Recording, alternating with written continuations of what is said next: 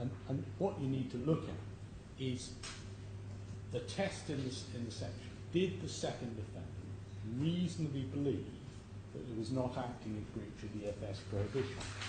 Well, on that, there are a number of points to make. The first is that there's no suggestion that the second defendant was aware that it was in fact in breach of the FS prohibition at the time. You know, Mr. Burnley was cross-examined on the issue. It wasn't put to him, oh, you knew you were breaching the financial services prohibition. That wasn't suggested, never part of the other side's case. The second thing is, and I'm sure your lordships appreciated it from the comment you made prior to the luncheon adjournment, is Bank Sarasin is not a fly-by-night operation.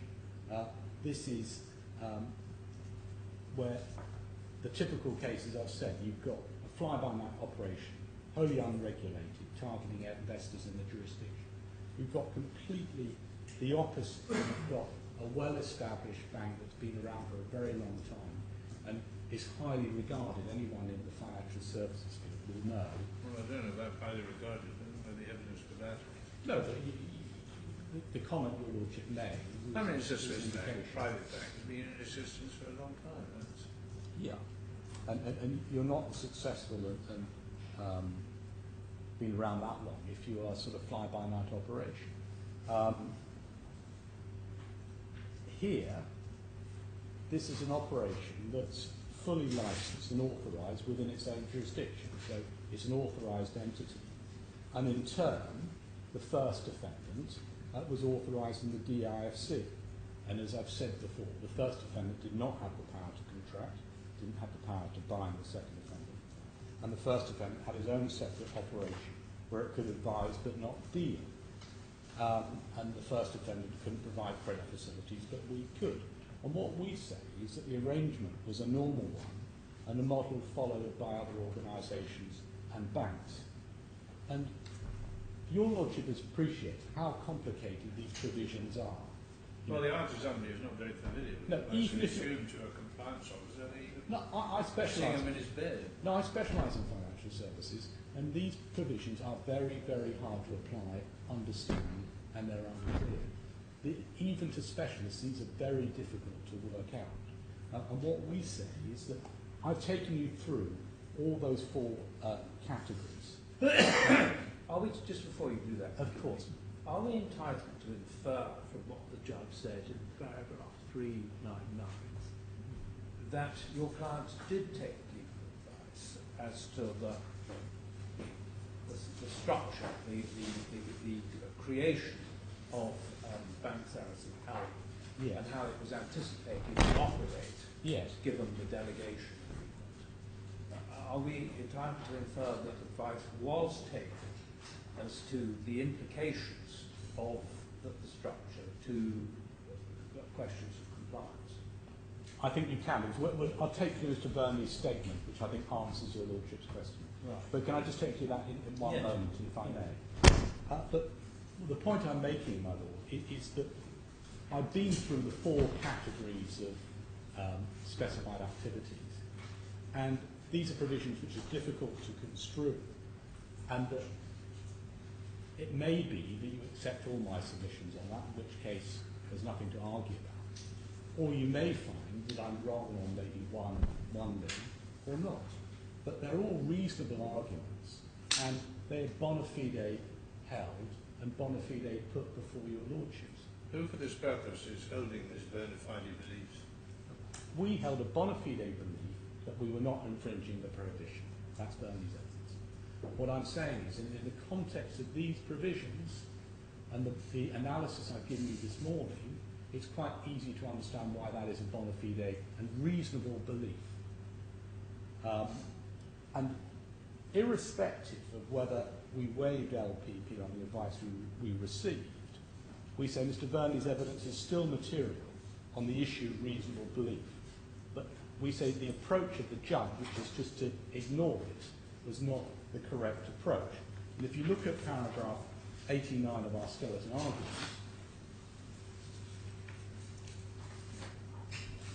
we say those are the key points to derive from Mr. Burnley's evidence. And if we can look at Mr. Burney's evidence, that's in bundle E2, tab 74, page 3928.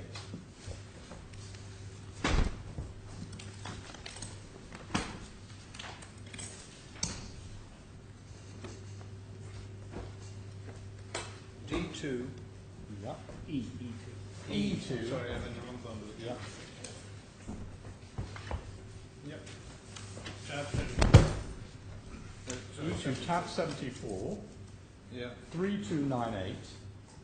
And I'll read it to you because it's relatively short. This is Mr. Burnley, who's the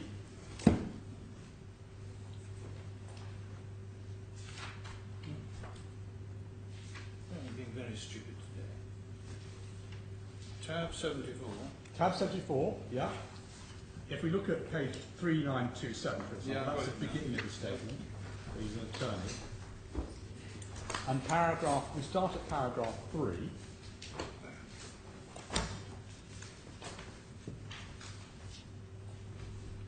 Yeah.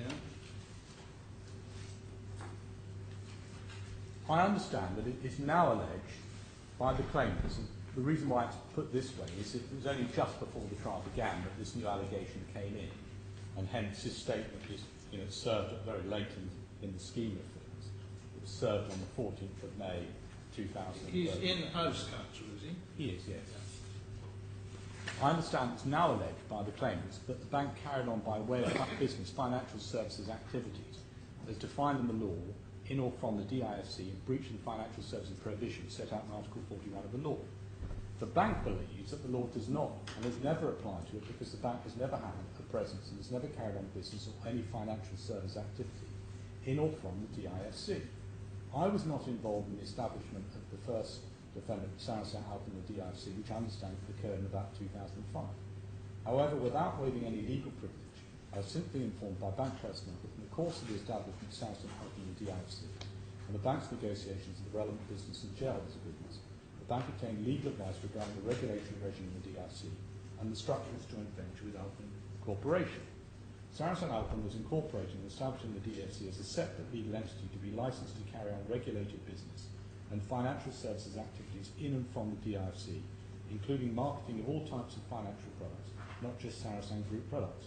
The bank did not intend ever to establish itself in or to operate from the DIFC or to carry on financial services activities in or from the DIFC. All regulated business activity, in or from the DIFC was to be conducted by Sarasin-Alpen. On this basis, and consistent with the advices it received at the time, Sarasin-Alpen was being established and licensed, and the bank was satisfied it was not required to be licensed by the Dubai Financial Services Authority. There's been no change to those arrangements which would require the bank to obtain a DFSA license.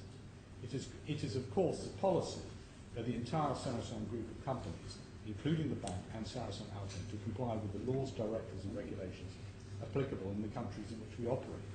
If the bank had believed or been advised that it was required to be licensed by the DFSA at any time, the bank would have applied for a license. It would not have anticipated any difficulty in obtaining such a license, already being a regulated financial institution in good standing in all the jurisdictions in which the bank carries on business. And we say that even without waiving legal professional privilege, you can still find that there was a reasonable belief. And we summarise that at paragraph 95 of our skeleton argument. And I just invite your lordships and your excellency to read paragraph 95 and 96.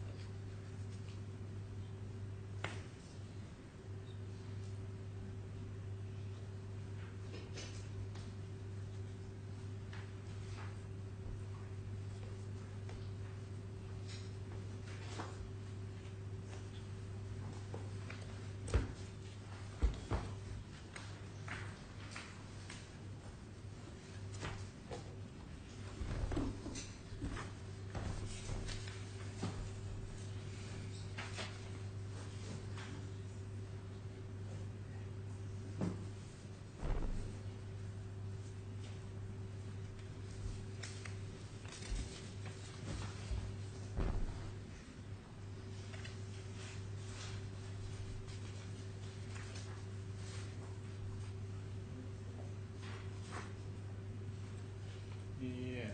My Lord, can I then turn to the second limb? The first limb, section Well, let 6. me just make sure I understand this. Mr. Verney, who actually was, as I understand it, this earlier statement, was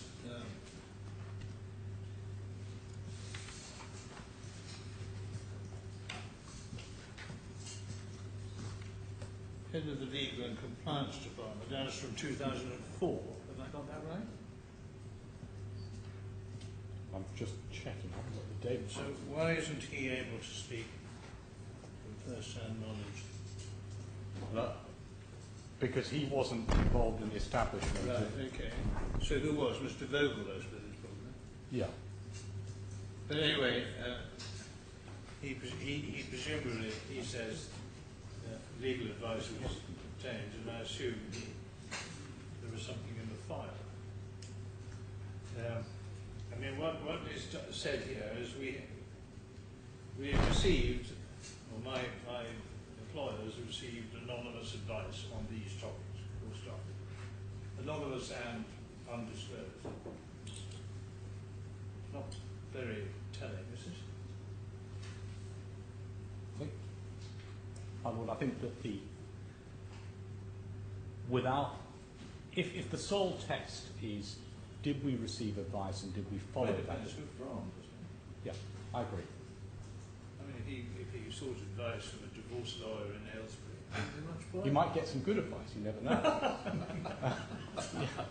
He may make some more sense of this than we can. But Anyway, what he said is his evidence was unchallenged and Yeah. could have been challenged despite the absence of the opinion. I'm not sure I quite follow that. well, I think I mean, I assume it would be difficult to make much headway in saying there wasn't any advice, because he'll say, well, I saw something in the file, which wouldn't be a waiver of any form of privilege. yeah. But then the bank Sarasin acted consistently with the advice. How could they challenge that without having the advice? I agree. What I'm saying, Michael, is that my main submission is the test under Article 65 It's an all-encompassing assessment as to whether there was a reasonable belief. Exactly. That I fully You've got understand. Yeah. And we seem to be focusing, and Mr. Werner's evidence focuses entirely on the anonymous, undisclosed legal advice, which may make a modest bit of progress along the line, but doesn't seem to be very much. So what else are we looking at?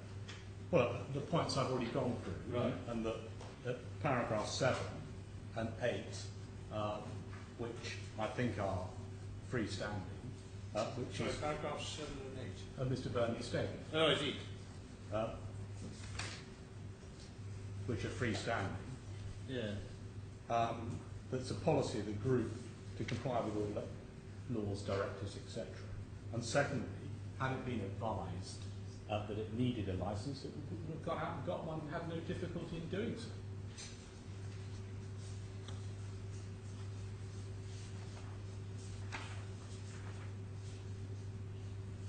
Well, can I turn to the second limb, which your Lordship referred to earlier, which is fair and just? Is it, assuming it is a reasonable belief, is it fair and just? And your Lordship has said, I agree with your Lordship, that it's a very broad discretion and you have to look at a whole host of factors. And what we say is that the regulatory claim against the second offenders was introduced at a very late stage, and as with the previous English decision which we looked at, is purely based on the fact that there was a breach of the FS prohibition. It's not based on lack of suitability. The judge rejected the arguments in court and contract against my clients. So the question is, in that background, is it fair and reasonable? Well, firstly, we say that it's a technical argument as to what we did wrong. Now, the other side have categorised this in their skeleton argument at paragraph 30, that there's been a finding that we're guilty of serious misconduct. I say that puts it too high. We're not guilty of any morally reprehensible conduct in that sense. The second point to bear in mind is that we are regulated and authorised in Switzerland. And the third is the point that the first defendant was regulating authorised in the DISC. And that this argument of the claimants is not based on us breaching any duties towards them. And it's not our conduct which caused any loss by the claimants. The fact that we may or may not have breached a financial surplus provision in itself did not cause any loss. The loss was a fall in the markets and not meeting the margin calls. And finally, we acted in good faith throughout, and it's never been suggested that we acted in anything other than good faith. Well, those are the main points on liability. Thank you. Can I now turn to simply rushing through the rest of my skeleton argument? I appreciate that I must give my letter friend the chance to present his case. So I do aim to finish by 5 today. If we go to my skeleton argument, paragraphs 83 to 84,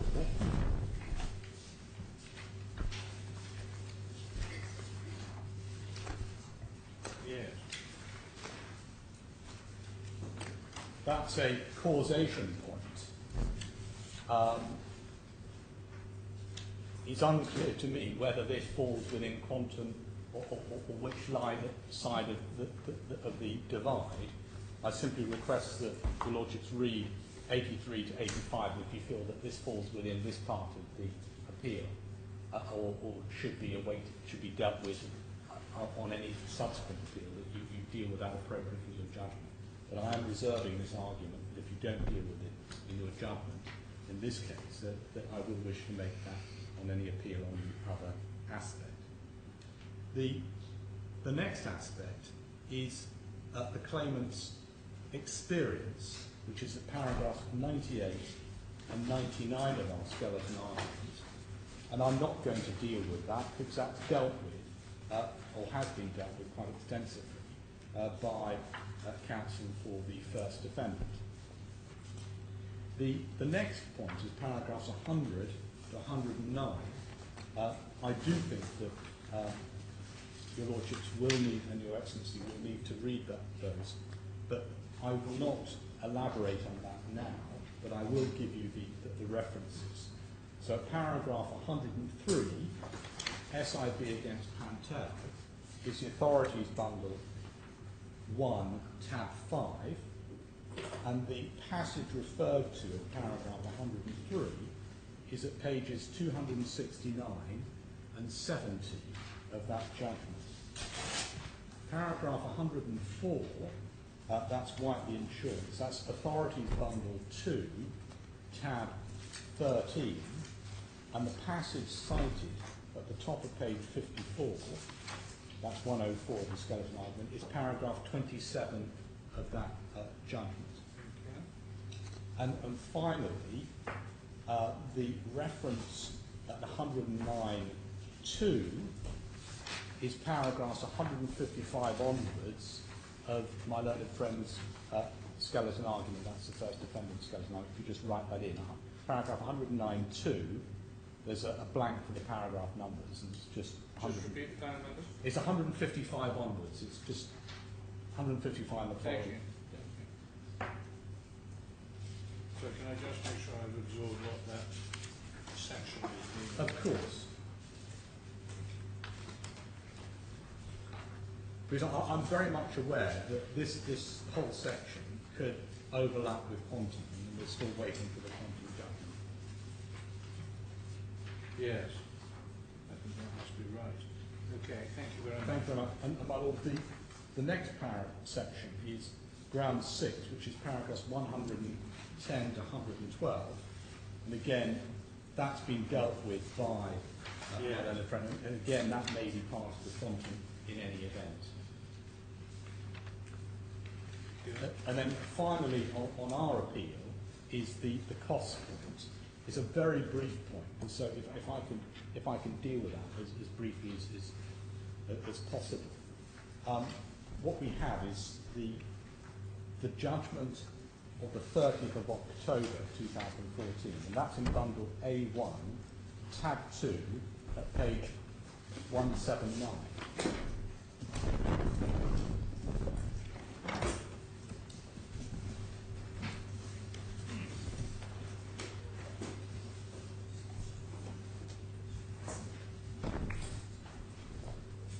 And it's page 179, so it's tab 2, bundle A1. And this is the judgment, well, it's the order, the 28th of October 2014. And as your lordships will appreciate, they ordered indemnity costs against the first defendant, standard costs against the second defendant, and they gave a discount of 5% in relation to the first defendant and a discount of 20% in respect to the second defendant. And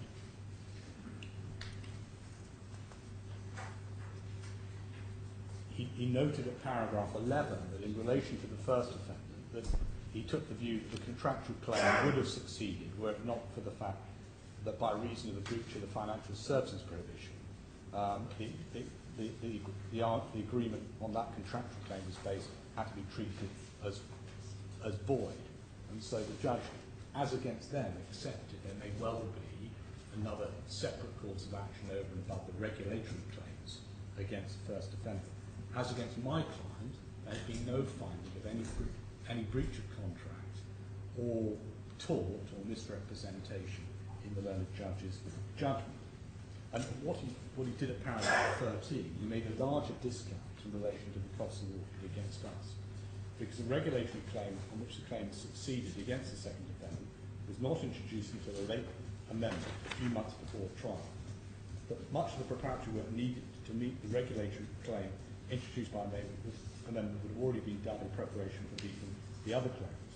But the second defendant was entitled to take a different view of its liability up until the time the regulatory claim was introduced. So I think what the judge is saying is, look, up until the moment this regulatory claim is introduced 1 month before trial, you could reasonably take the view that you're not liable and fight the case. And on the judge's findings, we could have fought that case and we would have won. But once that amendment's been introduced, then it's a different scenario. And so the judge gave us a 20% discount. So what we say is, look, the reason why we say that the 20% discount is not an adequate reflection of what the cost position should have been is that, firstly, the only claim on which they succeeded is a regulatory claim, unlike the position with the first defendant, where the judge said the only reason why the contractual claim failed. Do you want your costs to the date of the amendment? I do. Yeah. And the second point is that had the claimant deleted all the claims on which it did not succeed from the claim form, or if the trial had proceeded merely on those claims, they would have failed, and we would have got all our costs. So it would have been a cost order in our favour. And we said this is an extremely late amendment. You can imagine the difficulties that Mr. Black had in really readjusting his whole approach of this case when it hits you so short before the trial. And you've seen that the statement Mr. Vernon trying to deal with it was dated the 14th of May 2013. It's a real rush to deal with this. And this is a trial that started 4 years before, in 2009. And we say that the judge also correctly identified that we were fully entitled to take a different view of liability up to the date of amendment. If I can take you to the BICO and Alpha Laval decision, I appreciate it's not binding on you, but it reflects good sense and the practice in England. It's in Authorities Bundle 1, tab 6, and it's a very short passage I'd like to refer your Lordships and Your Excellency to.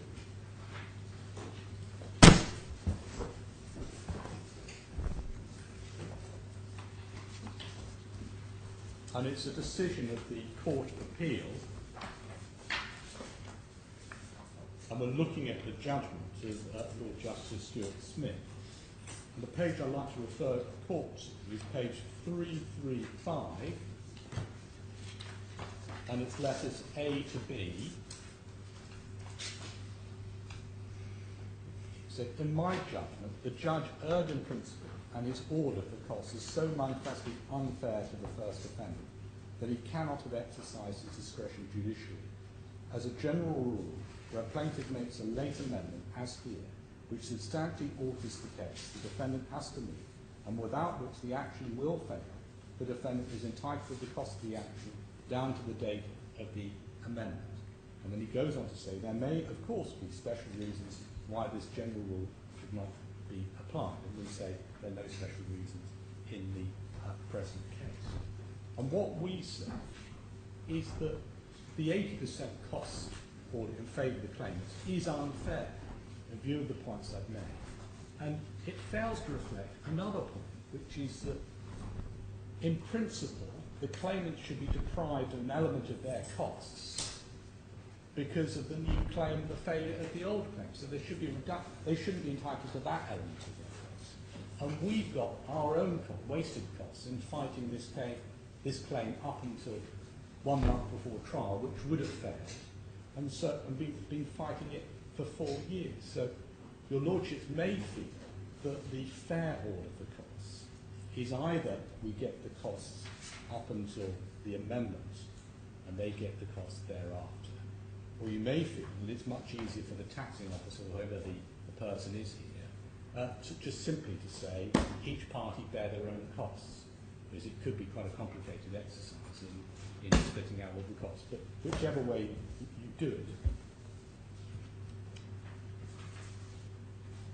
my junior just wants to mention a point, and if I may turn to Good.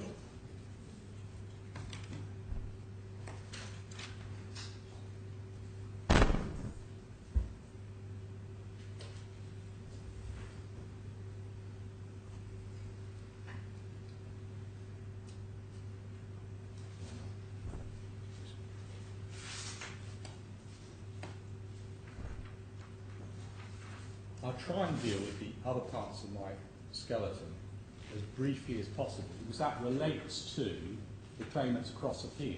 Yeah. And what's noteworthy about the claimant's cross appeal is how little they say about it. They've given a very short grounds of appeal, and their skeleton argument merely just repeats what's in the grounds of appeal. The contractual claim,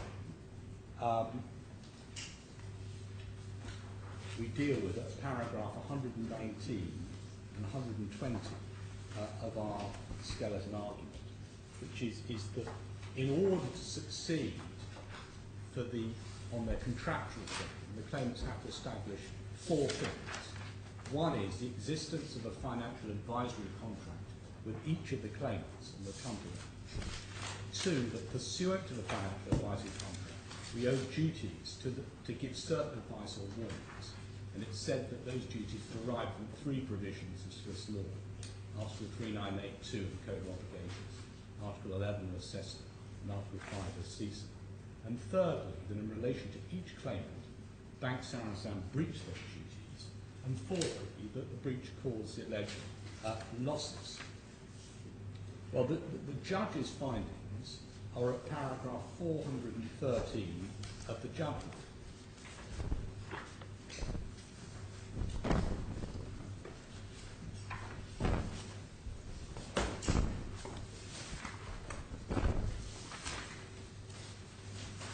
If I could just explain the structure of the judgment.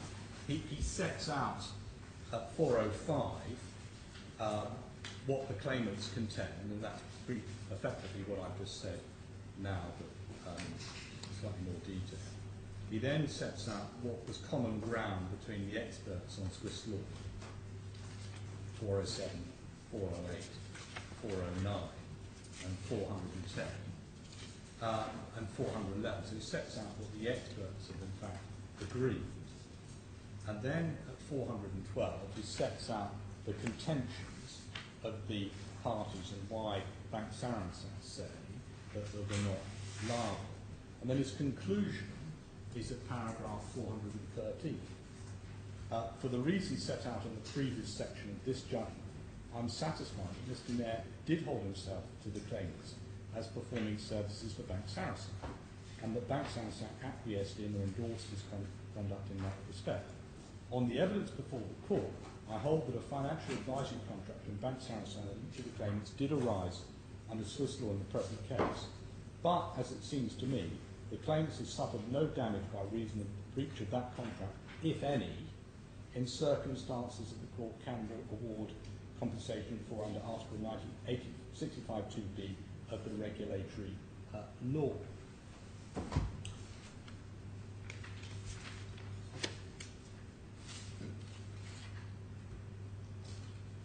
But what the judge did not do is,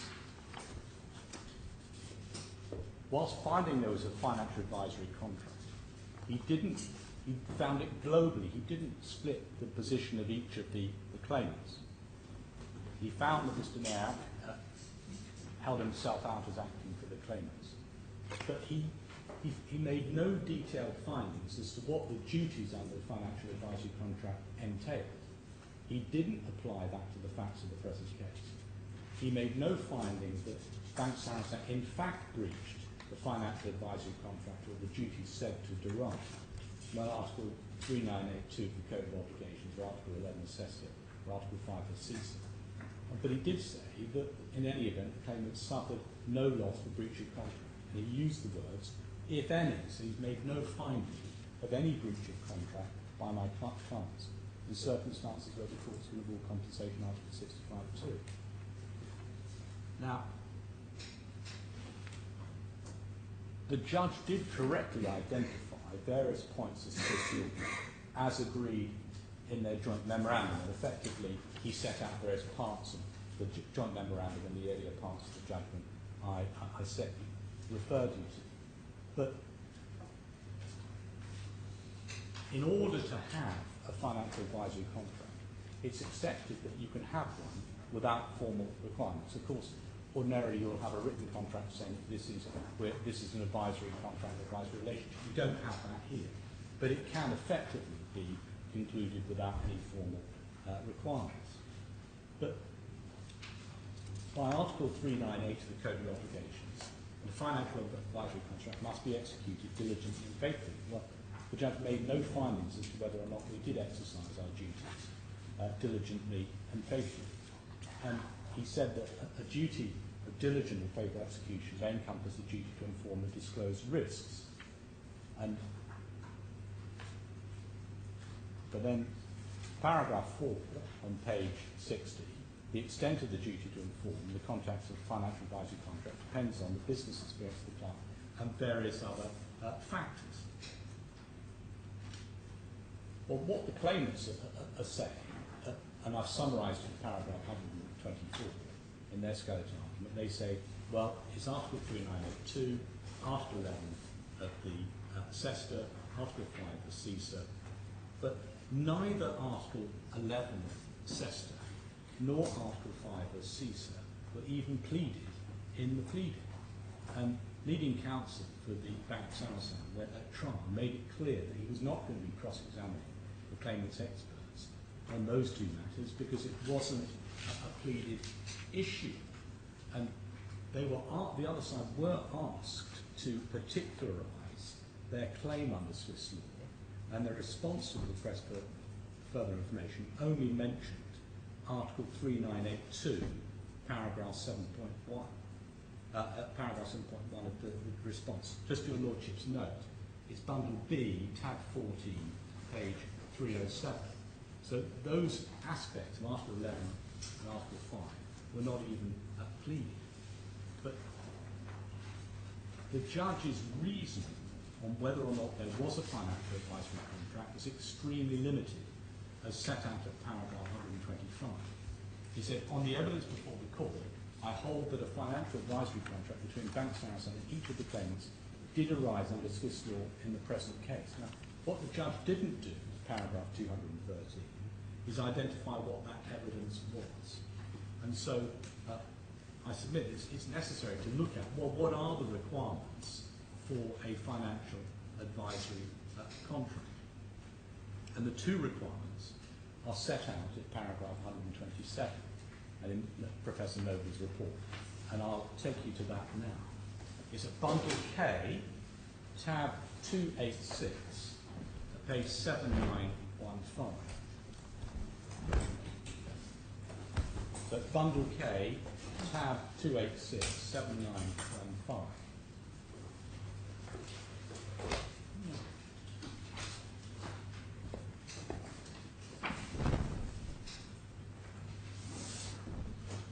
At page 7915, paragraph 141.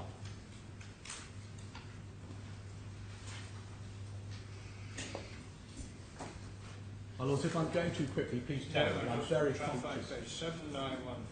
7915, paragraph 141. I will tell you what was wandering through my mind. What? What was wandering rather lazily through my mind was that I was surprised the judge was able to finish the judgment in less than 3 years, given the welter of material that he was given. Right. Well, there's a huge number of issues, my lord, and that's correct. This is a complicated case. Paragraph 141. Yeah. In the present case, I understand that there is no explicit investment advisory agreement in writing. In this regard, the Swiss Federal Court has on several occasions ruled that a financial advisory contract can be concluded without adhering to formal requirements, such as an explicit written agreement. 142. There are two cumulative requirements for the conclusion of a financial advisory contract.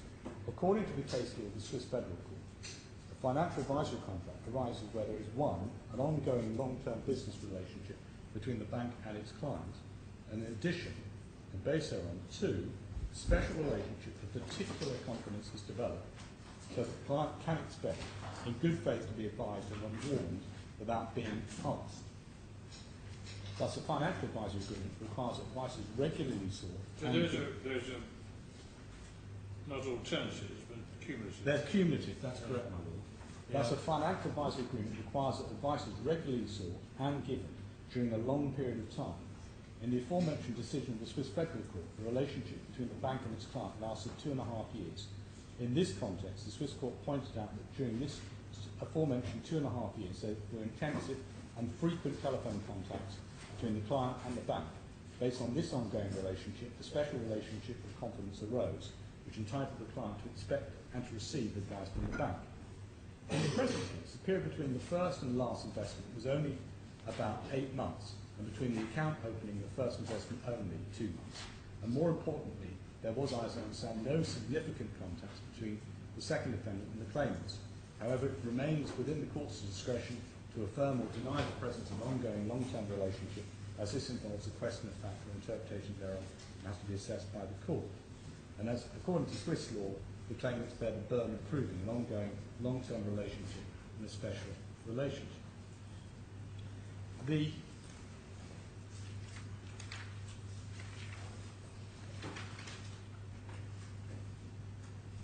Professor Noble wasn't cross-examined on that being the correct test. When he was cross-examined, he was asked about those two limbs, and he wasn't asked in terms of, well, you've got those limbs wrong, they're not requirements of Swiss law. And we say that based on that test, those two requirements, there is no financial advisory contract. Advice was not regularly sought and given during a long period of time. The period between the first and the last investment, between the second defendant and the claimants, was approximately 8 months. The claimant and the second claimant signed the relevant contractual documents with Bank Sarasin-Alpen on the 6th of June 2007. And then with the same day, the first claimant provides his confirmation of investment. The second claimant provides a confirmation on the 12th of June, and the current custody accounts were opened in Switzerland on the 26th of June, and the right products were soon acquired. And then there was less than a month between signing the relevant forms and the opening of accounts and the investment being purchased. So we say that there's no ongoing relationship with Bank Sarasin prior to investing in the first tranche. The next tranche, which is was in July 2007. That's less than 2 months after entering into and signing the relevant account forms. And then the third claimant, she made her application to an opening account with Bank Sarasin on the 17th of January 2008. And less than a month, you've got the investment confirmation. So we say that the requirements of FOC was not established on the ongoing relationship point, long-term relationship point. The second point is, was there a special relationship with confidence between Bank Sarasin and the claimants? And we say, no, there wasn't a special relationship between the second defendant and the claimants. When the investment first came in for the 80 million, who dictated the terms of it? It was AKB. They structured an arrangement whereby 80 million would be lent to the first and second claimants. And it was a requirement of that lending. It had to be invested in capital guarantee products. And they communicated with the first defendant as to what they wanted in the coupons and needs to be paid to them. And secondly, that your Lordship did refer to Mr. Black's skeleton argument for this appeal, saying, well, Mr. Black has said this guy has a whole string of failures. But that's only how it appeared at the end of the trial. At the time, he was presenting himself to be a very successful man. He had a website which made all sorts of fantastic claims about his business, which at trial he had to disclaim responsibility for. But what he was doing was holding himself out as a very successful entrepreneur, very busy man, who didn't have time to deal with all the details. He had Mr. Taher would deal with everything. He's my chap, you deal with him, and he's an experienced guy because he's a banker by profession. And so we say that there wasn't a special relationship of confidence between us and the claimants. We had no contact with the second and third claimant. The next aspect is, did Bank Sarasin owe any duties? And we deal with paragraph Mr. Nair's position, and I think it would take some time to take you through 130. It may be easier if I simply give you the references and you take your Lordship's look at it in due course if you feel you need to look at it. Just going back to where you were. It's paragraph 130. You've dealt with the advisory company. We said there was no financial advisory contract. And the debate on whether there was a general information duty that wasn't part of the contractual claim, or doesn't raise it at all. Yeah. Was that right? The general information duty was not a contractual duty, even assuming it arose because of the inexperience of the client or the speculation with bank loans. Was that a live issue in the case? I'm looking at 145 of paragraph 145 of Dr. Neville's report.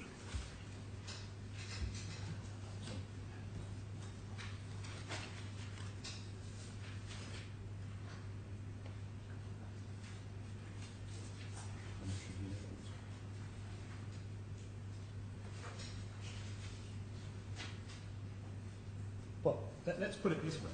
It's not how they're putting their cross appeal or their grounds of appeal in this case. You will deal with that if necessary in a reply. No, but they pleaded in their skeleton argument and in their grounds of appeal certain points. In skeleton arguments. Sorry? You don't plead in a skeleton argument. I accept that, but in their grounds of appeal I was referring to. In their grounds of appeal, they had not raised this point that you've referred to in their grounds of appeal. Well, then I won't ask you to deal with it. Yeah. Okay, thank you. But on whether or not we owed the duties, I think it will take some time to take you through those references, and we don't have that time. So if I could simply give your Lordship see the references. So 130 subparagraph 1, that's bundle K. hang on. You're on page 65 of your... 64. 64, yeah. Paragraph 130, subparagraph 1. Yes.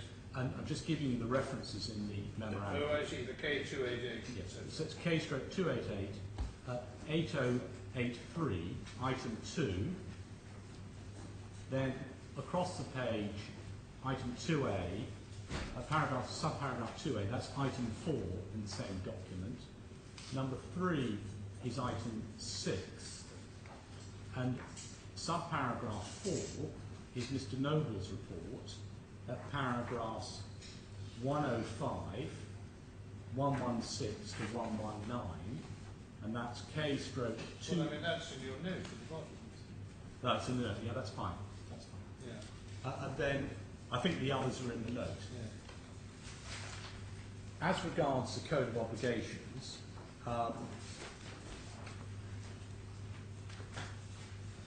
it seems as though I've given you all the notes on this in these various positions. So that takes us up to 133. Has liability been established? And we say clearly no liability has been established because the judge made no finding of breach. He made no finding as to what requirements we failed to comply with. So we say that this contractual claim, which is being referred to in very short paragraphs on the other side skeleton argument, and very briefly in the grounds of appeal, has got absolutely no merit at all and should be dismissed. And interestingly enough, they haven't raised this as a cross appeal. It's just something that's referred to in a paragraph in their grounds of appeal. The next item, my lord, is the actual grounds of appeal, which is that they say that the judge erred in concluding we're not vicariously liable for the second defendant's conduct. And on that, my lords and Your Excellency, I simply refer you to, in due course, if you feel you need to my submissions, paragraph 136 onwards. And if I can give you the reference at the top of page 72, which is subparagraph 4 of 141, that reference is paragraph 130, subparagraph 4. So if you can kindly fill that in at the top of page 72. So paragraph 100, you're looking at subparagraph 4 of 141. Yes, correct. And the reference is 130, subparagraph 4. Of what then? Of this document. Oh, I see. This is just cross-reference in the skeleton argument. And then, as regards to this representation claim, the judge soundly dismissed, and we say an appeal against that is entirely hopeless for the reasons given by the judge in his judgment. So that's where we are on that aspect. Okay. My Lord, my juniors prepared a list of the communications between Thank you. the first defendant, the second defendant, and the H bundles, which show the investment requirements raised by the defendant, first defendant, and the second defendant. Would you like it just to type it up on a piece of paper? It's quite a long list.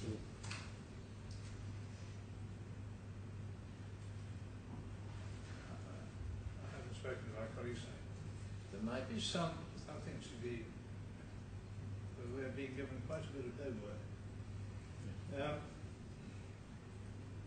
Speaking of myself, I quite welcome a chronological list of communications between, if any, written or electronic communications between Bank Sarasin and the claimants.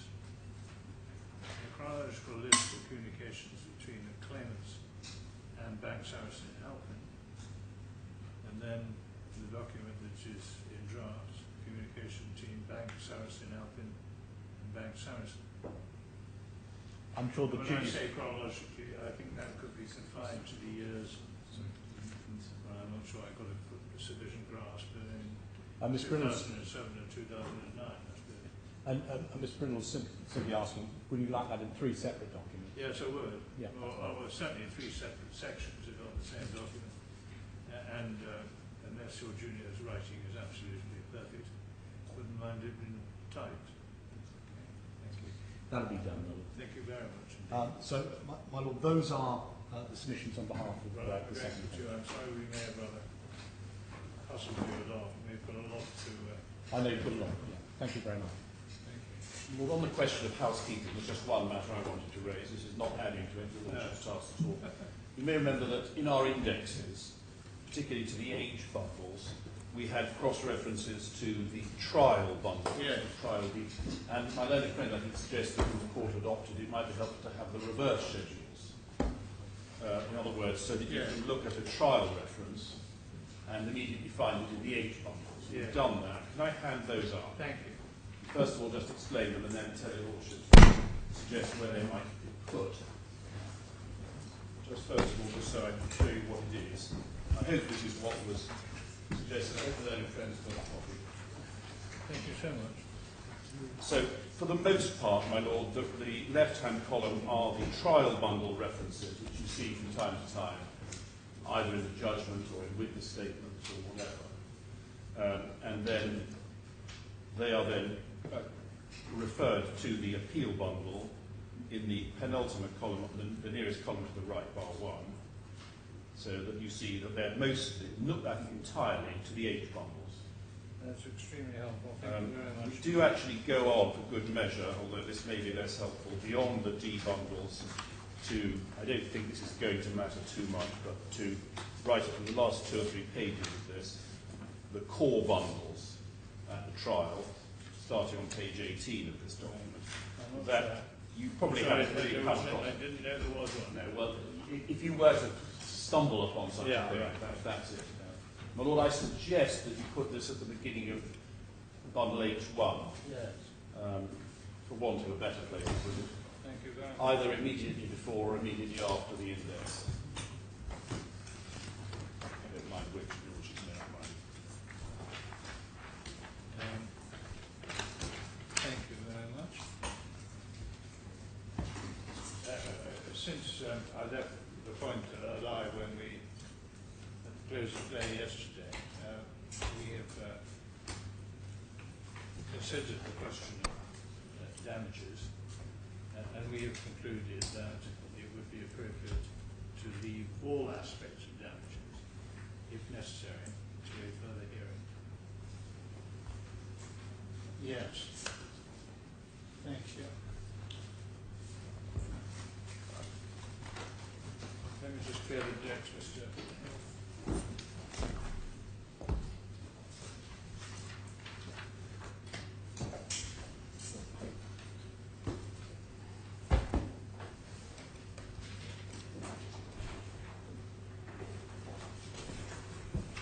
Right.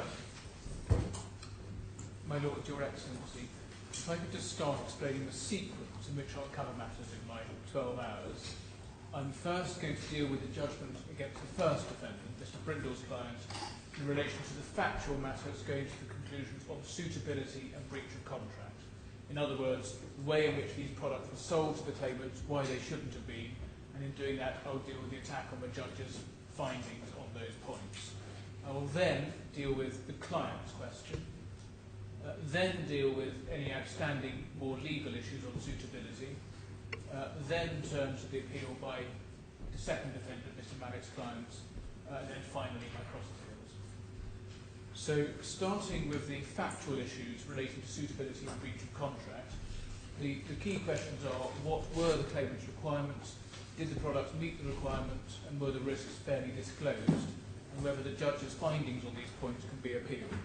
This is the main area where my learned friend Mr. Brindle has attempted a sweeping attack on the factual findings of a judge. But what he has done in my submission is, as is often the case in attacks of this kind, give a rather partial characterisation of the material the judge in fact had. The judge did have material which showed clearly that the claimant's requirements were exactly as the judge found, that Sarasin-Alpen wrongly promised that it could meet those requirements, and that the product wholly failed to meet the requirements stipulated, and indeed the risks were not disclosed. So what I'll do is take my lords on a quick tour of the key points found by the judge in this area and his reasons for doing so. And I will submit there's no possible scope for appealing the judge's findings on facts. On that question, before going to the material, it is worth just remembering the targets the claimants need to hit. The right approach in appeals of this type to findings of fact have been made clear on high authority. We deal with them in our skeleton at paragraphs 235 to 237. In summary, the trial judge is the trier of fact. He is the one that's been immersed in the detail as the trier of fact, and that's why his role cannot be replaced by the appeal court, which may inevitably have a distorted picture of events. And that's why the appeal court will not interfere unless the judge was plainly wrong, and will not interfere where there was material that justified the judge's decision. Another fallacy on the part of the first defendant's submissions is to suggest that there was any part, if there was any part of the judge's deliberations not recited in the judgment, he overlooked something or didn't apply a proper reasoning process. That's not how it works. Not everything can conceivably be recited in the judgment, and the judgment is in many cases forming assessments in the round and based on the totality of what he's heard. And that's why, in principle, the appeal court must proceed on the basis that the judge looked at and took account of all the material before him, absent a clear indication to the contrary. And there's authority for that in the Howson and Nicolaisen case. It's just worth turning up one paragraph. It's at Authorities Bundle 5, tab 33.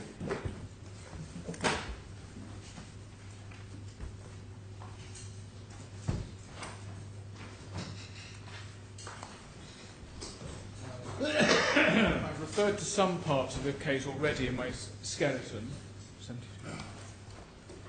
but the particular passage which makes good the point I've just made is at paragraph 72.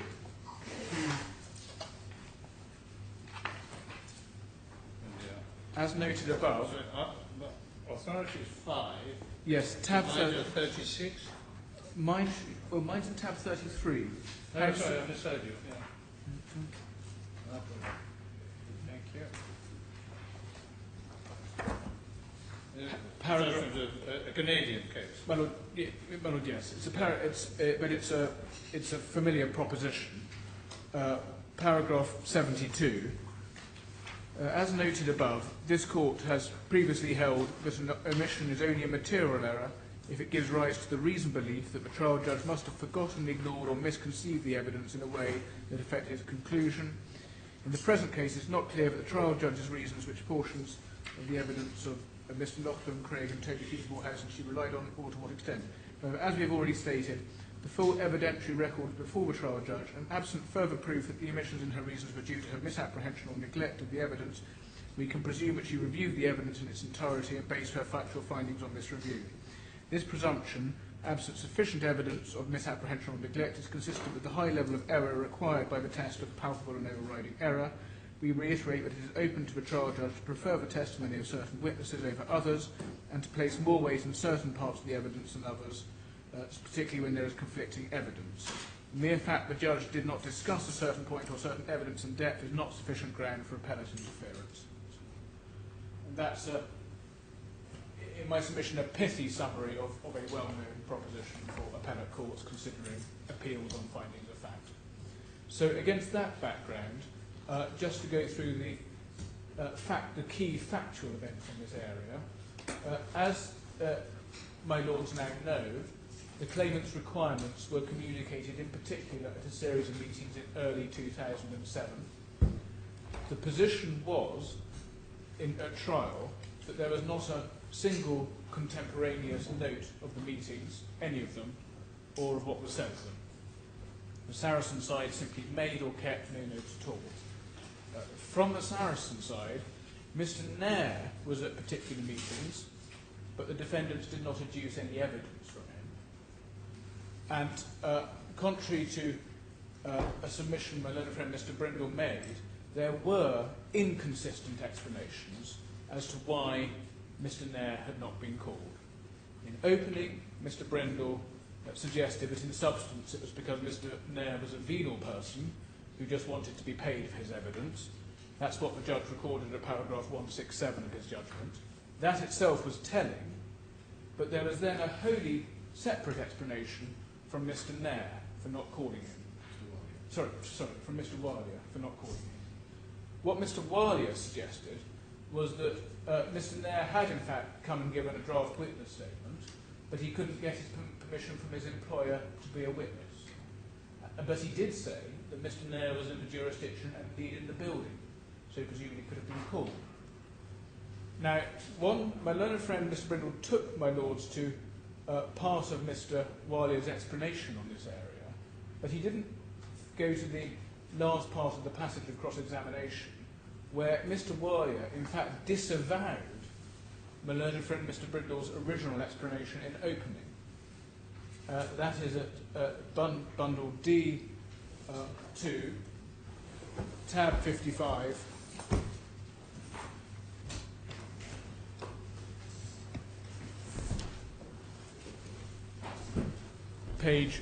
Internal page 56.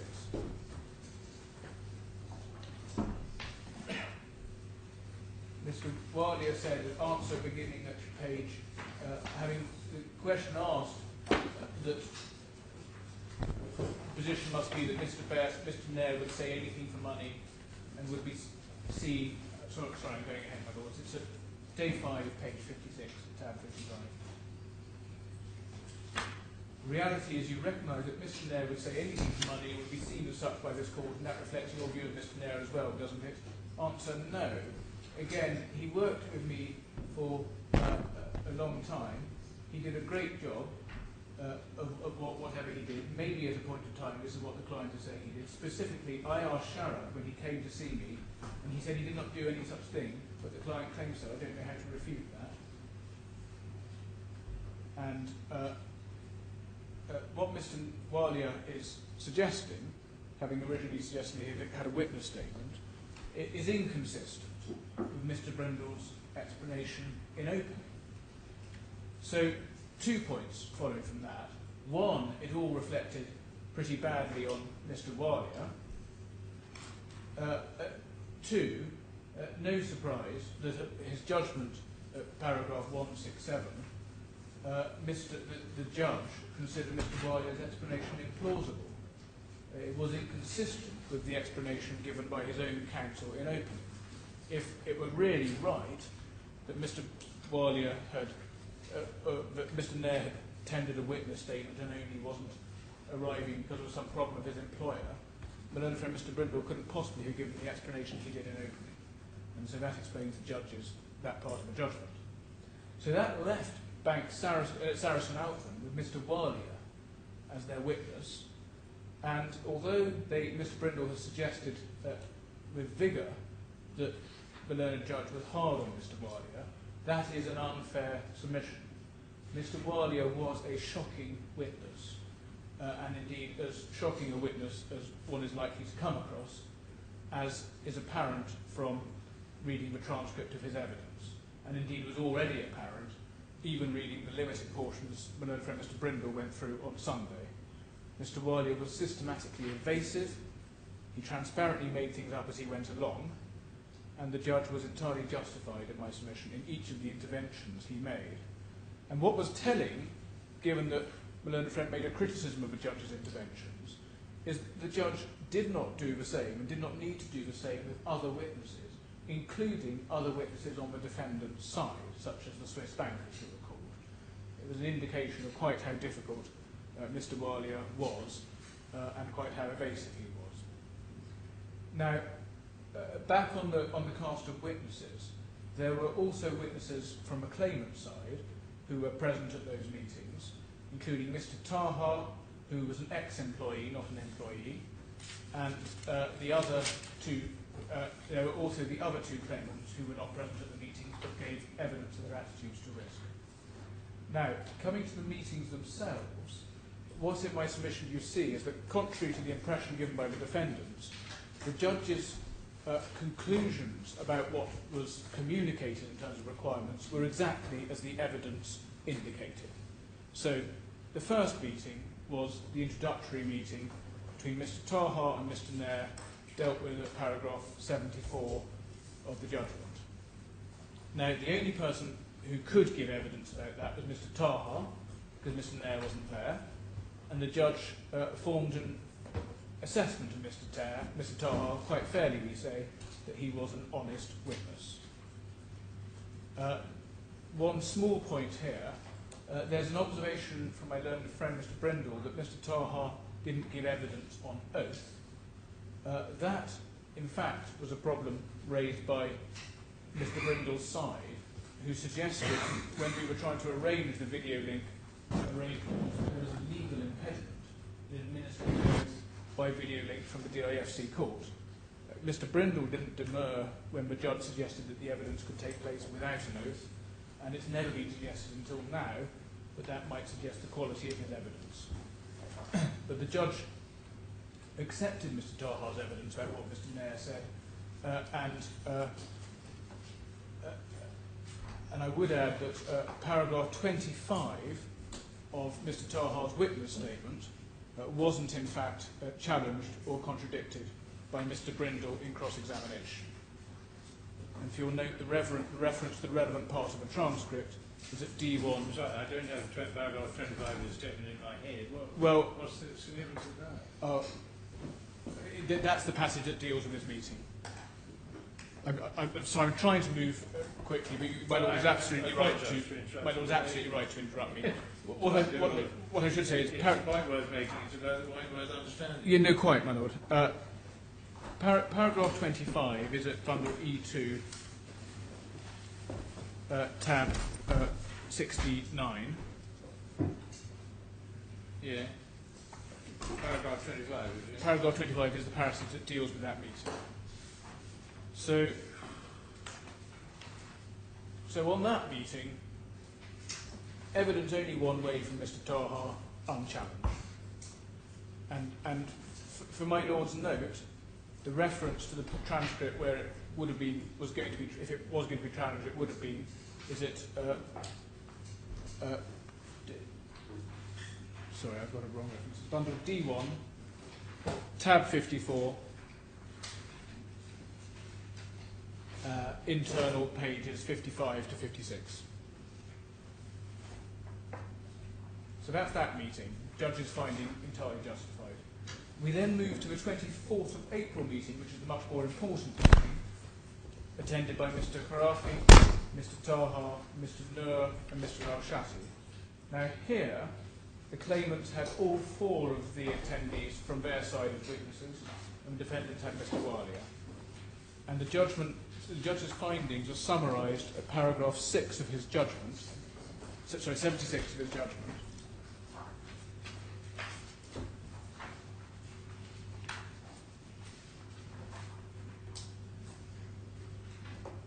Paragraph 76 of a judgment. And these are obviously critical findings. They're repeated elsewhere, but this is the first place one sees them.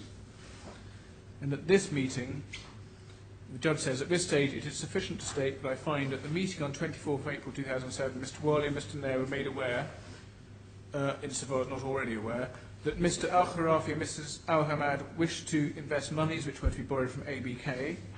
2, that they were seeking investment products which would guarantee 100% return on maturity of the capital invested, would service the loan interest on the borrowings from ABK, and provide some surplus income.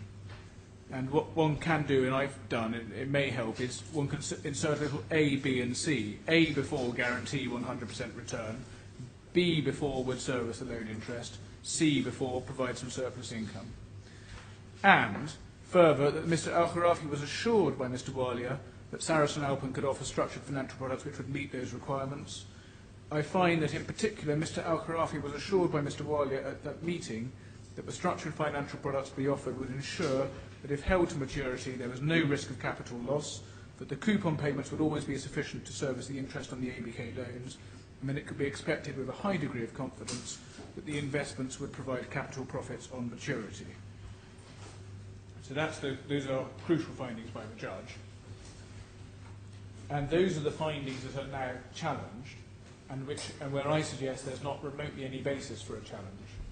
Now, the judge dealt with his process. He didn't need to explain all his process, and I'm not suggesting he did, but he gave an indication of his process at paragraph 170 through to 180 onwards of his judgment.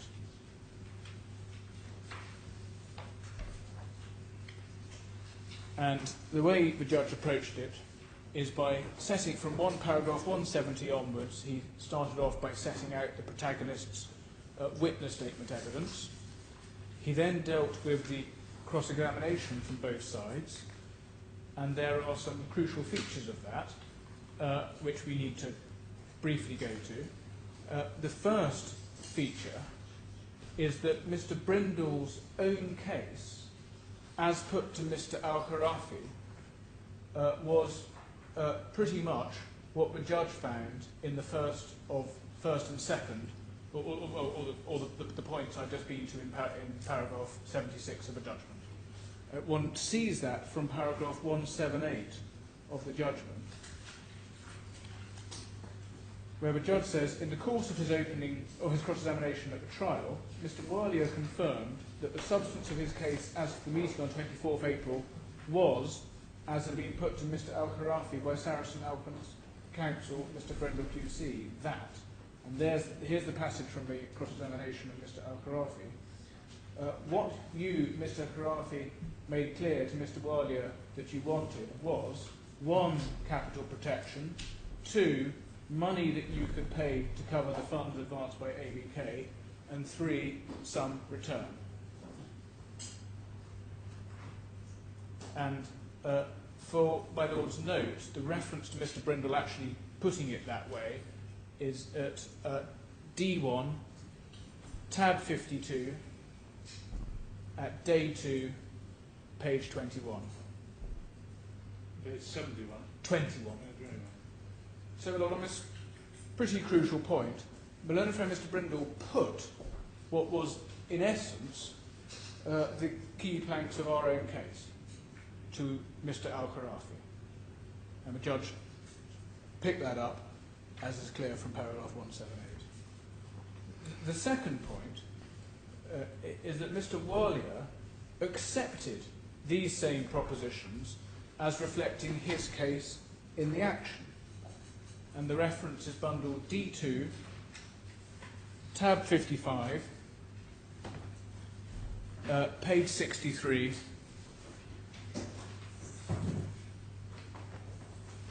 line 22. Sorry, page again. Page 63, Yeah. line 22. Well, in fact, it's really 62 and 63. It's quite a long passage.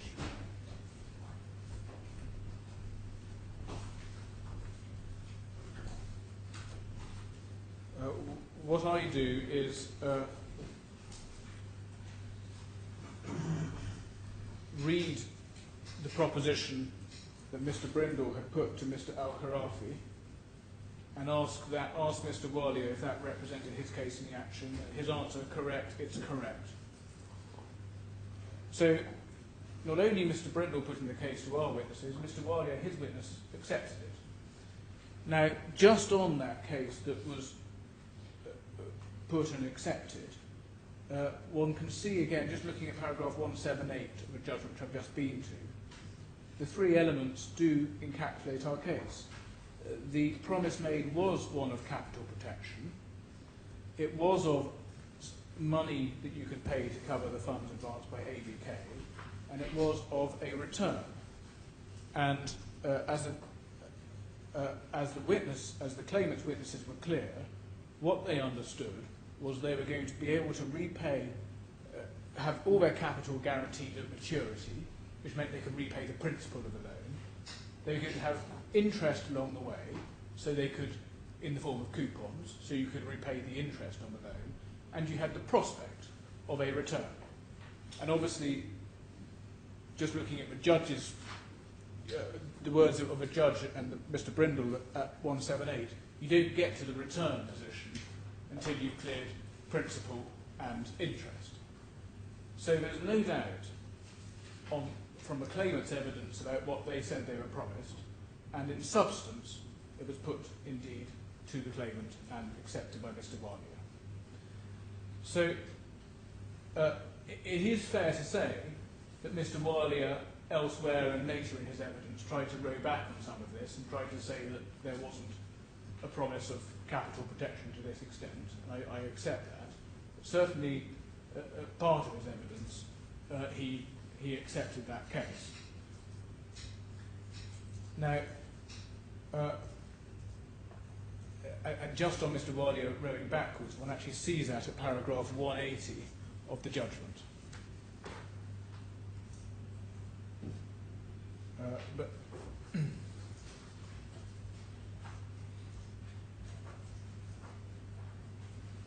what Mr. Walia later tried to say in his evidence was that using the coupon to cover the interest payment was something that came later and wasn't mentioned at this April meeting.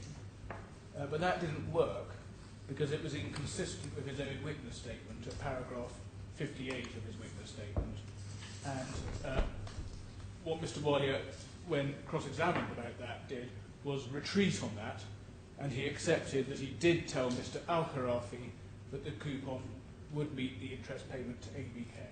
And the reference for that is at bundle D2, tab 55, day 5, page 86, line 6. And that's the point the judge makes at paragraph 180. It is perhaps worth picking up that reference.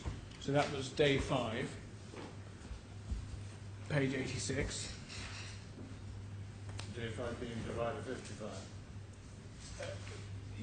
Well, yes, tab 55, yes. Page 86. 86.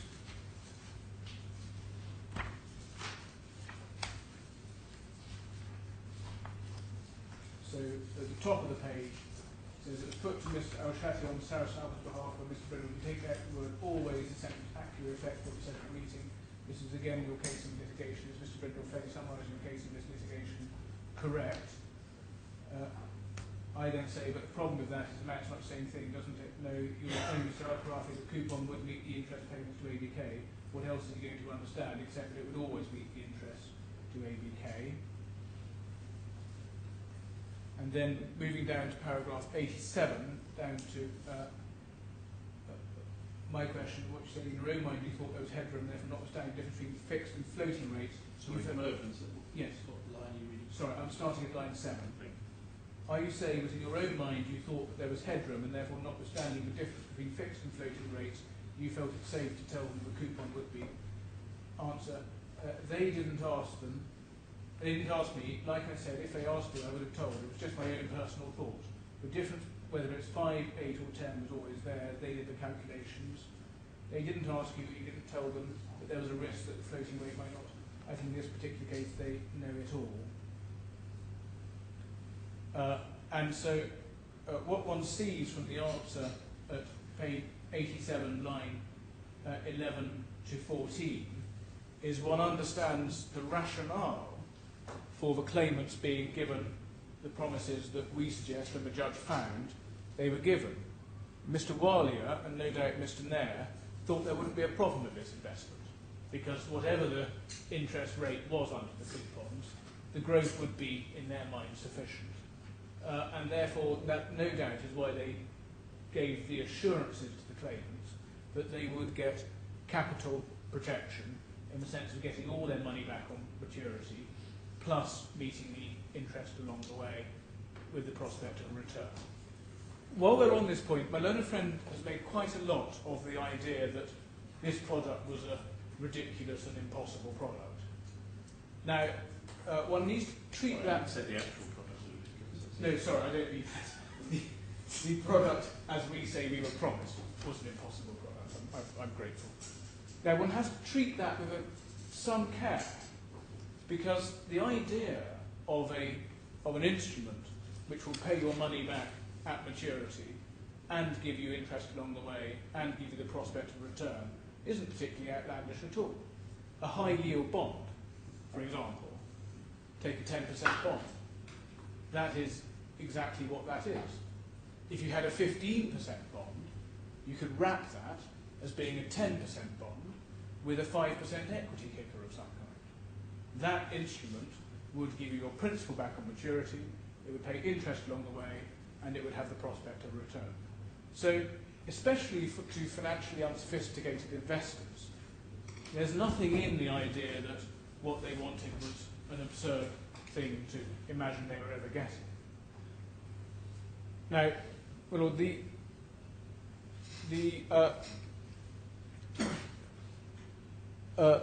findings by the judge on the April meeting are themselves, in my submission, really determinative. They fully justify the judge's findings.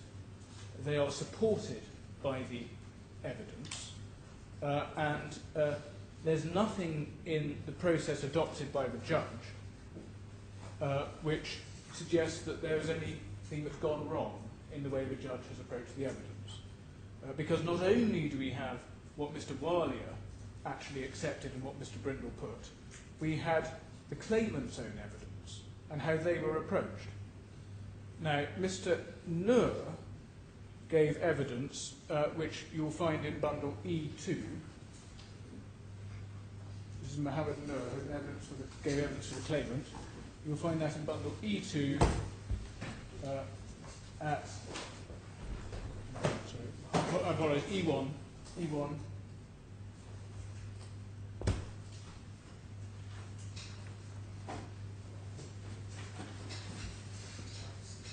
Tab 68, page 25. Sorry, paragraph 25.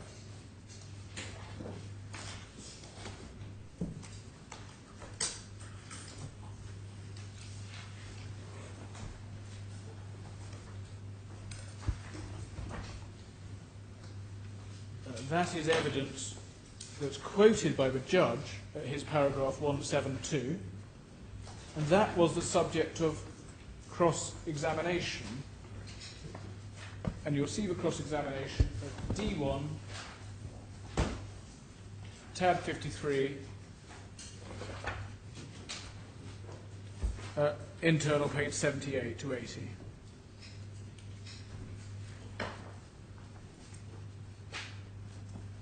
Tab which? Tab 53, internal page 78. That was around in the wrong one. D1, tab 53, internal page 78 to 80.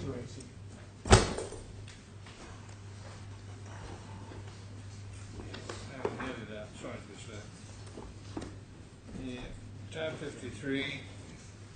Tab 53, internal page 78 to 80 of the transcript. Yeah. And this is Mr. Brindle's cross-examination of Mr. Nur. Now, in relation to this crucial paragraph 25, Mr. Brindle says, then you start describing paragraph 25 is the meat of it, so to speak. Yes, you of course, as we know, although obviously a highly intelligent person, don't have particular financial expertise or experience, right? Answer nothing in finance. When you're hearing these things that Mr. Walia said, although I accept you may have got the broad gist of it correct, you may not have got the precise words used absolutely right. Would you agree with that? No, I don't agree with you. In fact, the differences between your case and what Mr. Walia accepts he may have said are not that great. But can I just take you through them quite quickly? The first point is the same point I really just asked Mr. Al-Shasi. In the first line of paragraph 25, you say, Mr. Walia had said that the coupon would always, see the word always, meet the interest payment. I suggest to you, and I accept that obviously the coupon was intended to meet that payment, but I dispute that he said it would always do so. I suggest to you it may be that the word always was not used. Answer no, that's what I heard, that it would always meet the coupon payment. And then there's that cross-examination goes on the rest of the page, which I won't read unless my other friend wants me to. Then at the top of the next page, the question was, what do you understand by capital return? That based on what you put for your investment, you will receive your capital back guaranteed. On top of that, some profits or extra cash, whatever you put. Question, I suggest to you, he didn't go so far as saying there is a negligible risk of not making a substantial capital return. That's his case, and I suggest to you can't be sure enough as to what was said at the meeting to say that he was wrong. That's what I put in my statement, you see. Question, point about never lose money, do you see that? Yes. Question, in a sense, it's exceptional on our side they would never lose money. In the sense the capital was guaranteed. That's my client's case. Mr. Wiley doesn't accept he says that phrase, but could this be simply a reflection of the fact that it was stated by him that the capital guarantee product rather than that he used the phrase answer, he used the phrase never use money, never lose money. And then, just so I don't have to go back to it, one can see in relation to the 22nd of June meeting, all that's said is, it looks to me as though to some extent very much the same things were according to you said in your paragraph 30 as you lead with in relation to the early meeting, paragraph 25. Just read paragraph 30 to yourself, it looks very much like a recap of what you've just been telling us. Is that a fair summary or not? And he reads it and he says yes. So, that was Mr. Noor. The only quibble about paragraph 25, which was crucial evidence, was whether the word always was in, which in my submission is a distinction without a difference, because you read the sentence about the word always in and it's essentially saying the same thing. And then some very lukewarm quibbling about two other points in relation to paragraph 25. So, what the learned judge says at paragraph 177 of his judgment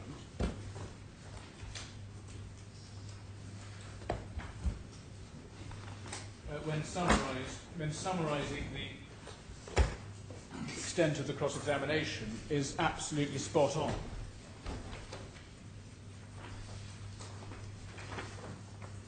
And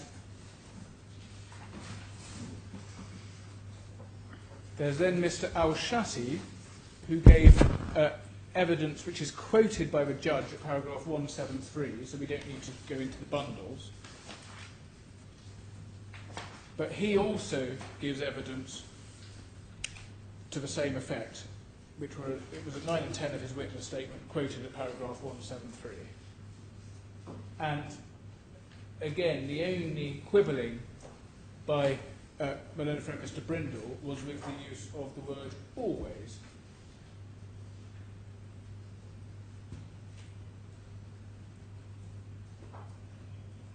So, on the key requirements as communicated, it was pretty much common ground, at least as the evidence was put, across the witnesses on both sides.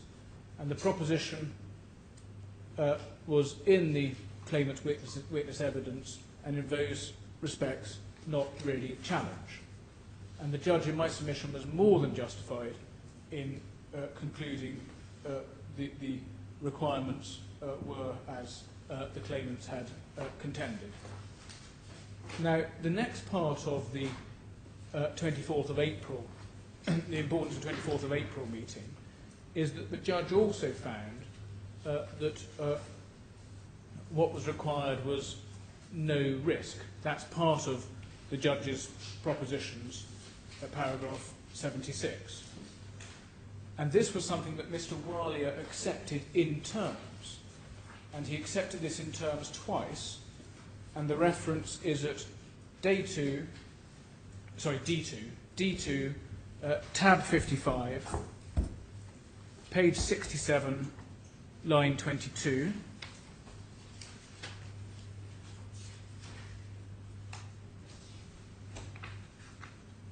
Question, these clients were making it clear to you, weren't they, that they wanted to cover the ABK loans and they wanted a return?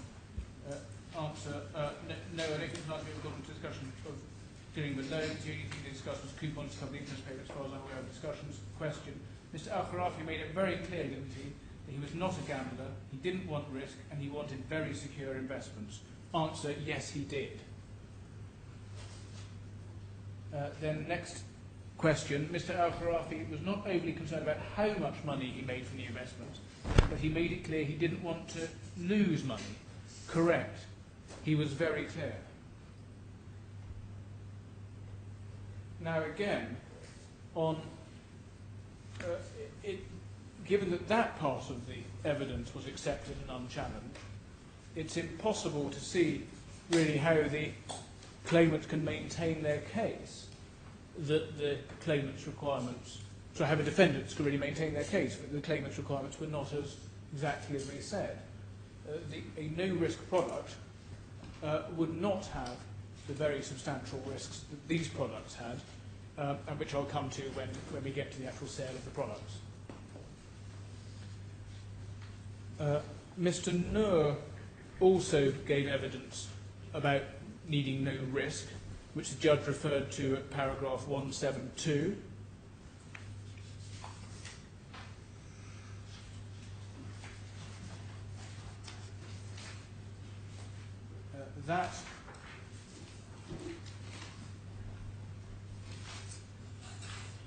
That also was accepted, it was unchallenged, as the judge makes clear from paragraph 177.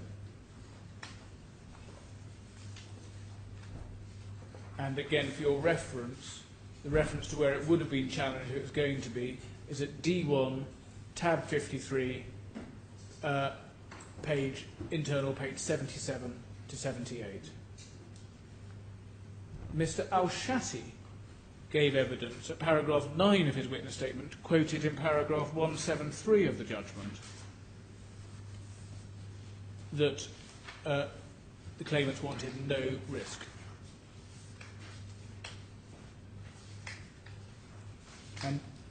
And he was not challenged on that either. And the place where, again, he would have been challenged if he was going to be is at D1, tab 53, internal page 67 to 69. So the judge at paragraph 177 is absolutely right about the very limited cross-examination of the important evidence on the requirements that was given by the claimant's witnesses. And that's the first meeting. Now, it's worth pausing there, my lords, to remind yourself that in this appeal, the defendants are inviting the court to overturn the judge's findings on this point. But nowhere in their skeletons or my learned friends' oral submissions have they grappled with how the trial actually ran and how the evidence went and what questions were put to the witnesses on this. What we've seen instead is a long foray through evidence on other points where they say the judge intervened unfairly and so on. But what they need to do is say there wasn't material for the judge's findings on the requirement as communicated at the April meeting. And we've seen now that there's a wealth of material, and indeed it's difficult to see how any judge, given what was not challenged and given what was accepted by Mr. Alia, difficult to see how any judge could have reached any other conclusion, not that that's the test. And what my learned friend has done in this appeal is that rather than grapple with this type of core evidence that justifies the judge's conclusions, we've had a list of documents which they say really are their favourite documents, which they say suggest the claimants didn't have those requirements or were disabused in some way. Those were all documents that were taken to the judge, and the judge, having considered the case in the round, rejected the defendant's case on these points and accepted the claimant's evidence. And the other technique you see, as I've just said, is to try to essentially smear a judge by going to a lot of other peripheral areas of the case and talking about various interventions he made in those areas, as if to say that somehow affected his findings on this 24th of April meeting, which they had nothing to do with. I think we must take a break a minute because my absorption power is beginning to fail. I take your point that given the absence of any contemporary material relating to this particular meeting, and maybe others as well, it's difficult for the judge to advance upon any comparison between the evidence and the contemporary material. And as for motive, well, each side had their own motive for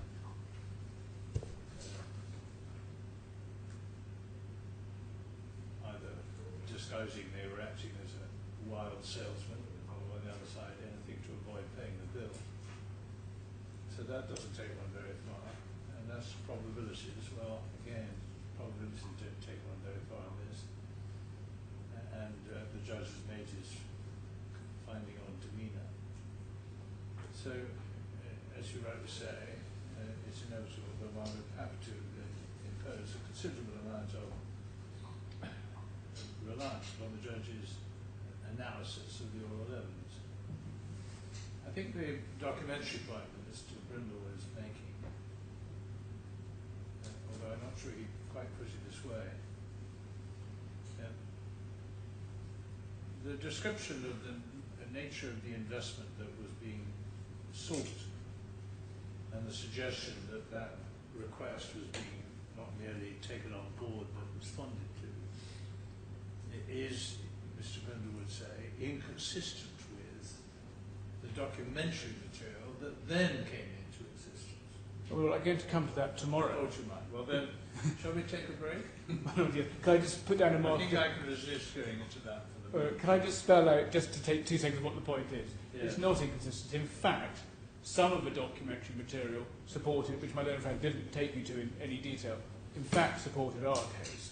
Right. And the bottom line is, Mr. Alia, in the passage I've gone through, did explain the rationale for the promises he gave in his own mind. And when that's supported by the documents, there are no surprises and nothing unusual here. Thank you. Well, that's a treat for tomorrow. Thank you very much. Mr. Malik and yourself. 9:30 tomorrow. Thank you. All rise.